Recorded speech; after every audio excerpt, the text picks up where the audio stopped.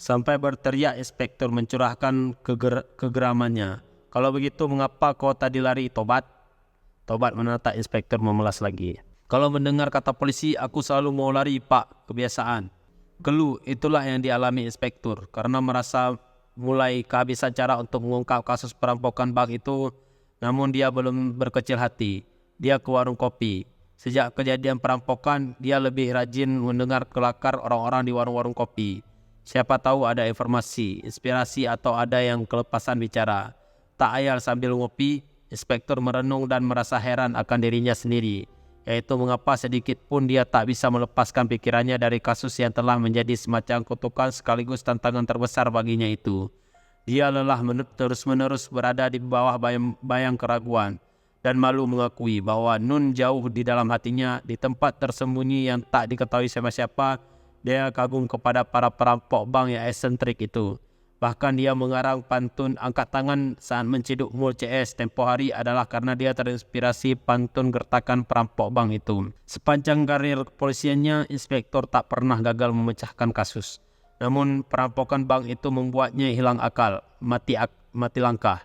Berbagai pendapat telah didengarnya di warung-warung kopi soal para perampok, bahwa tak mungkin mereka orang belantik. Mereka pasti pemain-pemain lama dari kota besar, bahwa perampokan itu adalah konspirasi untuk mengalihkan perhatian masyarakat dari Porda. Ada pula yang bilang bahwa perampok itu menguji ilmu hitam yang tengah mereka pelajari, karena itu mereka tidak mengambil uang bank. Inspektur tak percaya semua itu. Tak perlu insting polisi. Lihatlah rekaman CCTV dan biarkan bukti-bukti berbicara untuk mereka sendiri. Yakni paling tidak ada 2 wanita dalam perampokan itu dan mereka orang lokal. Ketahuan dari logat bicaranya. Seorang perampok malah kelepasan menyebut nama asli kawannya, Junilah. Masalahnya tak terbilang banyaknya Junilah di Belantik dan pulau-pulau sekitar. Itu nama umum wanita Melayu. Lagi pula mengingat trik tingkat tinggi yang dilakukan perampok, boleh jadi mereka sengaja menyebut nama. Seakan-akan kelepasan bicara untuk semakin menyasarkan penyelidikan. Hal lain yang dialami inspektur adalah setelah perampokan itu, tiba-tiba Belantik menjadi berbeda di mata inspektur. Kota ini ternyata tidaklah se-innocent, se-naif yang diduganya selama ini, dan betapa penduduknya telah terlena dalam buai ilusi keamanan. Tak ada yang menyadari bahwa mata para pencuri senantiasa mengintai dan bala tentara kejahatan menunggu di sudut-sudut kota. Inspektur merasa dikecoh perasaannya sendiri mendapati seseorang tidaklah seperti tampaknya. Persis seperti tokoh-tokoh dalam novel. Selalu ada lelaki dalam setiap lelaki. Lelaki yang berdiri menunggu bus antar kota di bawah terang sinar matahari itu sesungguhnya lelaki yang berdiri di dalam gelap. Liar mengawasi sekitar dari balik dinding toko tembakau di seberang jalan sana. Lelaki yang tersenyum ramah pada setiap orang itu adalah lelaki yang menghunus belati, berdiri gugup di sampingnya. Orang-orang berpakaian rapi itu adalah para pencoleng dan penjual-penjual es tebu itu adalah para penyangkal kebenaran. Kini dimanapun duduk di Belantik, inspektor selalu merasa duduk di dalam teater dan apapun yang terjadi di depannya adalah drama.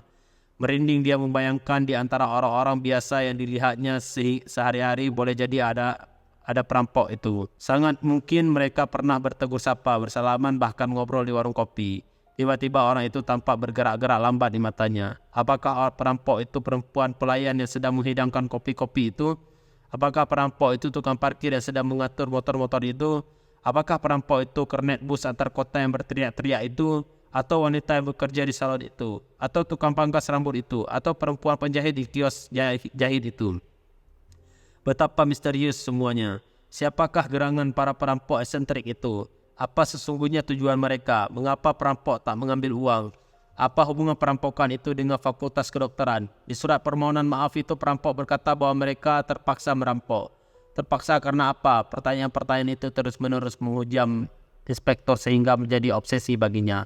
Maaf Pak, apakah kopinya sama? Terkejut bukan main inspektor melihat pelayan warung kopi itu tahu-tahu telah berdiri di sampingnya sambil mendekap baki. Oh, ini, kopiku yang biasa saja ini. Kenyataan bahwa jawaban dari seluruh pertanyaan yang membuat inspektor Senewen itu kini berada tak kurang dari 1 meter darinya adalah puitik. Brosur universitas. Setelah sejak pagi ramai terus, pukul 3 sore warung kopi Koli sepi. Akan ramai lagi mulai pukul 4 sore nanti. Hiruk pikuk hingga jauh malam. Penat Aini bekerja sejak pagi tadi. Tiba waktu untuk beristirahat sebentar. Duduk dia di bangku di bawah pohon kersen di samping warung. Dirogohnya saku apronnya, dibukanya lipatan brosur universitas yang selalu dibawanya kemanapun dia pergi. Tersenyum getir dia melihat gambar orang-orang muda di brosur itu, pria dan wanita berpakaian toga. Tertawa gembira sambil melemparkan topi-topi wisuda ke udara. Inginnya dia seperti orang-orang itu, namun dia tahu hal itu mustahil. Dilipatnya brosur itu, dimasukkannya lagi ke saku apron. Dipadam-padamkannya harapannya untuk kuliah di Fakultas Kedokteran. Anak perempuan kecil itu, putri seorang pedagang mainan anak-anak keliling dengan mimpi besarnya yang terbengkalai. Sejak memperlihatkan surat bahwa dia telah diterima di Fakultas Kedokteran itu pada ibunya, Aini tak pernah lagi membicarakannya. Dia tahu hal itu hanya akan menghancurkan hati ibunya. Dia juga punya mimpi besar untuk menguliahkannya. Lama Aini memandangi warung kopi itu.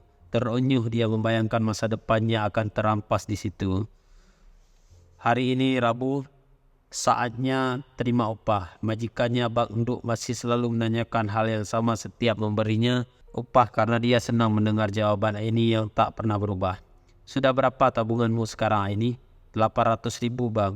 Sudah cukupkah untuk mendaftar di Fakultas Kedokteran bang? Sudah cukupkah untuk mendaftar di Fakultas Kedokteran? Belum bang. Usai menerima upah, Aini pulang mengayuh sepeda.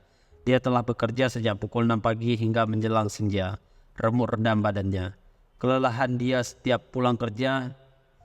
Namun hari ini berbeda. Sampai di rumahnya, Aini terkejut melihat ibunya tersenyum lebar di beranda. Ada beberapa orang lain di sana yang dikenalnya sebagai kawan-kawan ibunya. Mimpi apa kau semalam no? Tanya Nihe, terpana Aini. Tak mimpi apa-apa makcik. Pasti kau mimpi, tapi kau lupa, kata Junilah sambil tersenyum. Sebab kau harus cepat mengemasi pakaianmu, buku-buku dan ijazahmu. Esok kau akan naik kapal. Lalu lekas kau mendaftar di Fakultas Kedokteran itu, kata Handai. Aini terpaku macam kena tenung. Tapi tabunganku 800.000. Usah risau nom. Uang mukanya sudah ada, kata Nihe. Perampok bank itu memenuhi janji mereka untuk meminjam dari mana saja dan menjual apa saja untuk uang muka kuliah ini. Biaya selanjutnya akan mereka pikirkan kemudian. Esoknya mereka mengantar ini ke pelabuhan hingga telah berada di kapal. Hingga kapal berangkat, hingga melambai-lambai pada ibu dan adik-adiknya dengan bersimbah air mata. Aini tak dapat berkata-kata. Baru kemarin dia bekerja di warung kopi dan merasa seumur hidupnya akan menjadi pelayan warung kopi. Kini dia dalam perjalanan untuk kuliah di Fakultas Kedokteran di sebuah universitas negeri ternama. Hingga jauh kapal meninggalkan pelabuhan. Hingga tak nampak lagi ibu dan adik-adiknya. Aini tetap tak percaya apa yang sedang terjadi padanya.